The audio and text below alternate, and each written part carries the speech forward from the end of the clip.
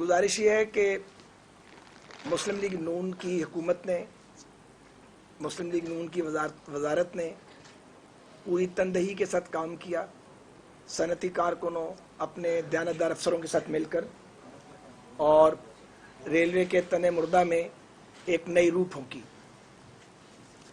ہمیں جب ریلوے سونپی گئی تو 18 ارب روپے ہمارا ریونیو تھا سال کا۔ ہم نے 50 ارب روپے پہ ریونیو چھوڑا جب 50 بلین پر اینم ریلوے کما رہا تھا۔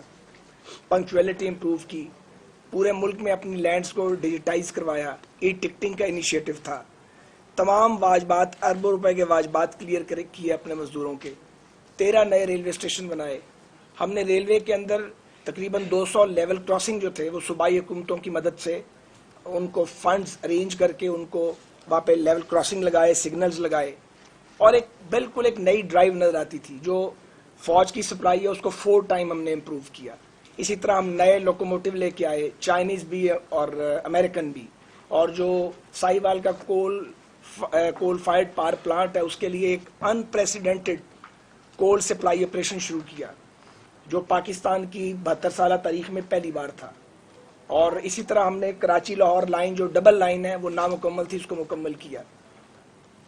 سبی اور ہرنائی جو 4 ضلعوں کو لنک کرتی ہے، وہاں پہ ٹریک اڑ گیا ہوا تھا 12 سال سے، بلاسٹ کی وجہ سے اور سیلابوں کی وجہ سے، اس کی تقریباً تکمیل ہو گئی تھی۔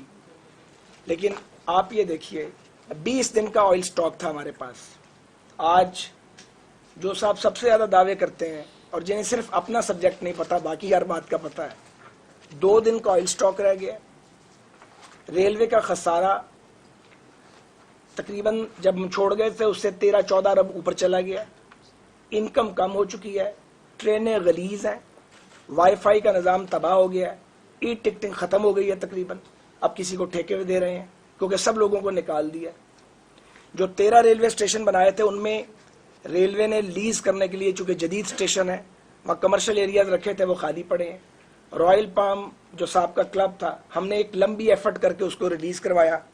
آخری دن تھے جب ہم چلے گئے، خیر مٹھائی کوئی اور کھاتا اور کھلاتا رہا، مجھے اس پر اعتراض نہیں ہے، پر بھائی اس رائل پام صاحب کا رائل پام کلب کو اس کو لیز کرو کسی کو، وہ ویرانہ بن رہا ہے اور وہ ریلوے کا ایک بہت قیمتی ایسٹ ہے۔ اسی طرح کراچی سرکولر ریلوے کا مقدمہ میں پوری ذمہ داری کے ساتھ کہتا ہوں کہ وہ سپریم کورٹ آف پاکستان میں ریلوے نے لڑائی نہیں، کیونکہ یہ سولوشن ہی نہیں ہے جدھر لے گئے ہیں وہ ریلویز والے اس چیز کو۔ وہ جو ریلوے کی لینڈز کا مقدمہ ہے وہ لڑا ہی نہیں گیا ریلوے میں، اور اب 5 سال کی لیز کوئی لے گا ہی نہیں ریلوے کی لینڈ کو، اور سارا پوٹینشل تو ریلوے کی لینڈز میں تھا جسے ہم ڈیجیٹائز کر گئے تھے اور جس کو ہم ساری کو ایکسپلور کر گئے تھے، چھپی ہوئی زمینیں بھی سامنے آ گئی تھی۔ اسی طرح آج اربوں روپے کے واجبات ہیں ریلوے کے مزدوروں کے، وہ ان کی جان کو رو رہے ہیں، صنعتی امن خطرے میں ہے۔ 10 چائنیز لوکوموٹیو لاک کر دیے ہیں کہ اس کی مینٹیننس کے پیسے نہیں ہیں۔ 4 سے 6 امریکن لوکوموٹیو جو 50 کروڑ کی مشین ہے وہ ٹوٹل ڈیمیج ہو کے کھڑے ہیں، انہیں ٹھیک کرنے والا کوئی نہیں ہے۔ یہ میں آپ کو بتا رہا ہوں، میں اس پہ پوری رات بات کر سکتا ہوں لیکن 2 منٹ میں ختم کرنا ہے اس کو۔ تو ہم نے جیکب آباد بسیما گوادر کے لیے جو جگہ ہے اس کی ڈیزائننگ بھی کی، اس کے پیسے بھی جمع کروائے بلوچستان گورنمنٹ کو۔ مجھے بالکل نہیں پتا کہ یہ زمین انہوں نے ایکوائر کی ہے یا نہیں کی ہے۔ گوادر میں ہم 200 ایکڑ زمین کی جگہ کے پیسے گورنمنٹ آف بلوچستان کو دے گئے تھے تاکہ وہاں پہ ٹرمینل بنے، ریلوے اسٹیشن بنے، اور 285 ایکڑ زمین اور ہم نے ایکوائر کرنی تھی۔ یہ ML1 کا موصوف دعویٰ کرتے ہیں کہ یہ میں نے 2007 میں خواب دیکھا تھا۔ وہ خواب کہاں دیکھا تھا جس خواب کا کوئی ثبوت ہی نہیں ہے؟ بھائی سی پیک کا نام تو پہلی بار میاں نواز شریف کے دور میں لوگوں نے سنا، ML1 کا نام اس کی اپ گریڈیشن کا پہلی بار ہمارے ہی دور میں سنا، ہمارے ہی دور میں فریم ورک ایگریمنٹ ہوا، ہمارے ہی دور میں اس کی فیزیبلٹی بنی، ہمارے ہی دور میں اس کی ڈیزائننگ مکمل ہوئی، اور یہ 5 سال میں جو کام ہونا تھا آپ 9 سال پہ لے گئے ہیں، اور رکھے آپ نے 6 ارب روپے ہیں، تو یہ تو 2 صدیوں میں مکمل نہیں ہوگا، اور پروجیکٹ کی کاسٹ بڑھ جائے گی۔ وہ کاسٹ کون بیئر کرے گا؟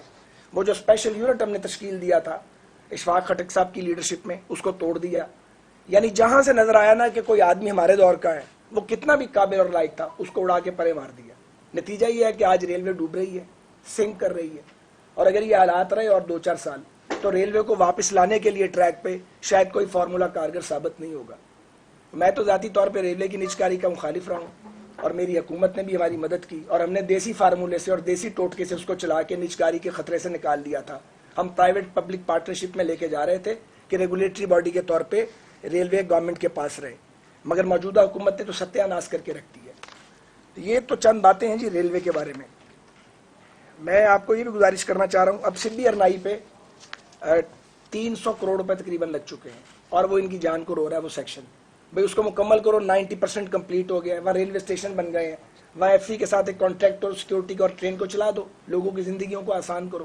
جو نئی ٹرینیں چلائی ہیں وہ 75% خسارے والی ٹرینز ہیں، کوئی صدر صاحب کو خوش کرنے کے لیے چلائی گئی، کوئی وزیر اعظم صاحب کو خوش کرنے کے لیے ٹرین چلائی گئی، نیٹ رزلٹ صفر ہے، اب ایک ایک کر کے بند کرنی پڑ رہی ہیں، تو ایک تباہی مچی ہوئی ہے۔ مجھے صرف مختصر یہ گزارش کرنی ہے، ساری باتیں ہو چکی ہیں، کہ کچھ عرصہ پہلے گلف کے ایک ملک نے اسرائیل کو تسلیم کیا ہے، تو نظر یہ آ رہا ہے کہ اسرائیل کا انفلوئنس بڑھے گا عرب ممالک میں، گلف میں اور اس ریجن میں، ظاہر ہے گرینڈ پلان ہوگا، اور اسرائیلی جو ہیں وہ ہندوستان کے کلوزسٹ الائز ہیں، تو پاکستان پر بھی اس کے اثرات لازمی پڑیں گے۔ میں یہ سوال پوچھنا چاہتا ہوں کہ کیا قومی قیادت اسے کہتے ہیں کہ بجائے آپ جو بین الاقوامی یا عالمی یا قومی چیلنجز ہیں ان کا مقابلہ کرنے کے لیے سر جوڑیں، آپ لوگوں کو گھسیٹیں، ان کو ڈریگ کریں، ان کو جیلوں میں ٹھونسیں، جھوٹ بولتے رہیں، لوگ جیلوں سے باہر آ جائیں، پھر ان کو دوبارہ بھیجنے کے اوپر فکر مندی کریں؟ اس طرح ملک چلتے ہیں؟ کیا پاکستان آگے بڑھ رہا ہے؟ کوئی ایک شخص یہ ماننے کو تیار ہے؟